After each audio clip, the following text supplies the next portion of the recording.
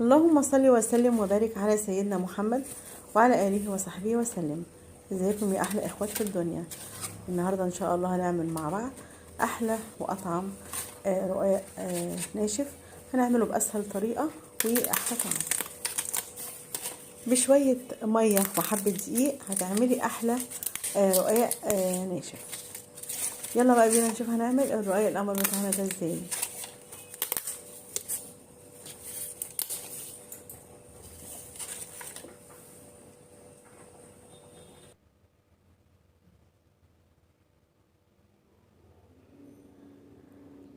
انا معايا نص كيلو من الدقيق او الطحين متعدد الاغراض. طبعا اهم حاجه لازم تنخليه كويس.